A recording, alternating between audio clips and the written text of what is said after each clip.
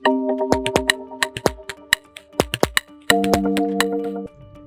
बच्चों, तो हम लोग अपने उसी इंटरेस्टिंग सेगमेंट में आप सभी लोगों के बीच में है, जिस सेगमेंट में हम लोग बात करते हैं कि कौन कौन सी खबरें आपके लाइफ में काम आ सकती है, आपकी लाइफ को और इंप्रूव कर सकती है और अच्छा करती है। मतलब कि बच्चों की खबर, आप सभी लोगों के काम की खबर। तो चलिए शुरुआत करते हैं। सबसे पहले हम लोग पहुंचते हैं फ्रंट पेज पे, न्यूज़पेपर के फ्रंट पेज पे कि क्या कुछ है, क्या अच्छा है आपके लिए।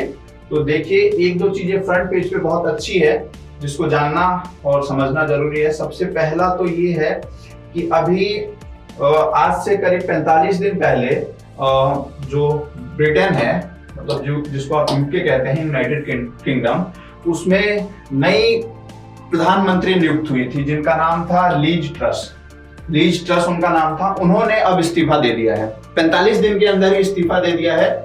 और क्या कारण है? उसका कारण ये है कि वो कई सारे ऐसे चीजें चल रही थी देश में जिसको वो मैनेज नहीं कर पाई, और जो पार्टी में कुछ विरोध चल रहा था, पार्टी से बाहर कुछ विरोध चल रहा था, उन सारी चीजों को मैनेज नहीं कर पाई और 44-45 दिनों में ही, आप माने कि 45 दिनों में ही उन्होंने इस्तीफा दे दिया। ये एक बड़ा न्यूज है, क्योंकि आपको जानना चाहिए कि ब्रिटेन से बहुत अच्छे संबंध भी रहे हैं अभी हाल के दिनों में। किससे रिलेटेड? ट्रेड से रिलेटेड। बहुत सारे ट्रेड एग्रीमेंट्स हुए हैं ब्रिटेन के साथ में।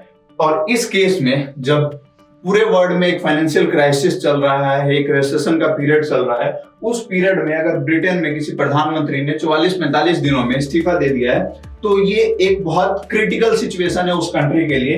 तो इस पे आप सभी लोग थोड़ा पढ़ सकते हैं इस खबर को, इस खबर पे नजर बनाए रख सकते हैं, काफी इंपॉर्टेंट है। अब देखना होगा कि आगे क्या फिर से चुनाव होते हैं या पार्टी किसी नए कैंडिडेट को प्रधानमंत्री नियुक्त करती है, वो सारी चीजें देखने वाली हैं।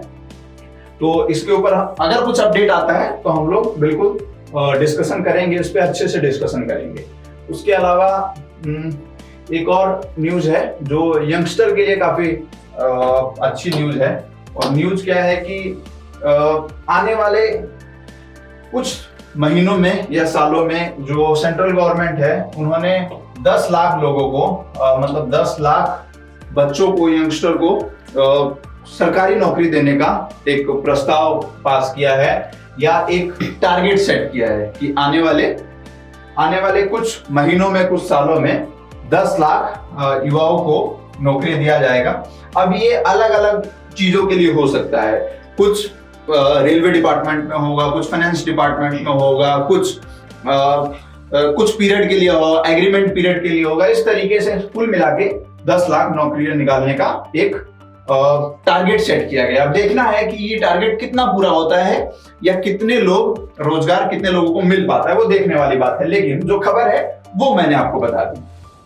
उसके अलावा अगर हम लोग इस पेज पे देखें तो इस पेज पे और कुछ खास चीजें नहीं है। एक चीज और है कि अभी देखिए दिल्ली में क्या हुआ है। दिल्ली में कोर्ट ने बोला है कि आप पटाखे नहीं जला सकते। दिल्ली में जो दिवाली आने वाली है उसमें आप पटाखे नहीं जला सकते। अगर आप पटाखे जलाएंगे तो आपको फाइन देना होगा। तो उसकी वजह से ऑब्वियस है कि बहुत सारे ऐसे लोग हैं या फिर जो दिवाली को एज ए मतलब कि सबसे ह्यूज फेस्टिवल मानते हैं, और है भी, हिंदुओं का एक ह्यूज फेस्टिवल है, सबसे बड़ा फेस्टिवल है। इस केस में अगर ऐसा बोला जाता है कि पटाखे नहीं जलाए जाते हैं तो एक कंट्रोवर्सी वाली चीज हो जाती है। और कंट्रोवर्सी क्यों? क्योंकि दिल्ली में ऐसा किया गया, और दिल्ली का उसका एक रीजन भी आप समझ सकते हैं, पॉल्यूशन ज्यादा है, तो दिवाली के बाद पॉल्यूशन और बढ़ जाता है, वो रीजन है। लेकिन अब सुप्रीम कोर्ट क्या बोल रहा है, या कि आप पटाखों की जगह कुछ और चीजों में खर्च कर सकते हैं, आप मिठाई में खर्च कर सकते हैं, आप किसी और को डोनेट करके अपनी दिवाली और अच्छी बना सकते हैं। इस टाइप की चीजें बोली जा रही हैं, लेकिन कंट्रोवर्सी अभी भी चल रहा है। दिल्ली के अलावा अभी कुछ कहीं और बैन नहीं है, लेकिन हाँ, दिल्ली में पूरी तरीके से बैन है। बाकी जगहों पे भी एक और कानून है, उसके बारे में मैं बता दूं। ग्रीन क्रैकर्स होते हैं, ग्रीन पटाखे, हरे पटाखे, उसमें क्या होता है कि पॉल्यूशन बहुत कम होता है। पूरे भारत में ये रूल लागू है कि आप चाइनीज पटाखे नहीं जला सकते हैं, आप ग्रीन पटाखे आपको जलाने हैं। लेकिन फिर भी लोग चाइनीज पटाखे जलाते हैं, वो बैन है। ठीक है, तो ये अभी कंट्रोवर्सी पटाखों से रिलेटेड चल रहा है और दिवाली आने वाली है, तो पटाखे एक बहुत महत्वपूर्ण हिस्सा बन जाते हैं हमारे जीवन का। तो इसके अलावा हम अगर अगले पेज पे चले तो ये पूरा पेज है दिल्ली से रिलेटेड।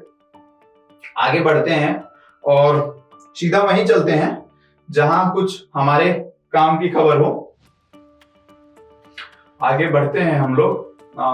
ये नेशनल पेज है और नेशनल पेज पे भी कुछ ऐसा नहीं दिख रहा है जिसके बारे में हम लोग चर्चा कर सकें। हाँ, ये पेज है एडिटोरियल पेज, और एडिटोरियल पेज पे जैसा हम लोग पहले भी कहे कि कुछ इंपॉर्टेंट होगा तो हम लोग जरूर डिस्कस करेंगे। और इम्पोर्टेंट आज क्या है? आज इम्पोर्टेंट है जिसके बारे में हम लोग पहले भी काफी डिटेल में डिस्कशन कर चुके हैं। क्या डिस्कशन है कि अब कोई भी बच्चा जो चाहे हिंदी मीडियम से है वो अपनी फर्दर स्टडीज भी, चाहे वो आईआईटी में जाना चाहता हो, चाहे वो मेडिकल में जाना चाहता हो, वो हिंदी में कर सकता है। ये एक स्टेप लिया गया है। कहां से शुरुआत की गई है? इसकी शुरुआत की गई है एमपी से। एमपी यानी मध्य प्रदेश। मध्य प्रदेश से इसकी शुरुआत की गई है और अब मध्य प्रदेश में जितने भी कॉलेजेस हैं, मेडिकल जितने भी कॉलेजेस हैं, वहां पे हिंदी में पढ़ाई होगी। उसकी बुक भी लॉन्च हो चुकी है फुल फ्लैज हिंदी में। ऐसा पहले कभी भी नहीं हुआ।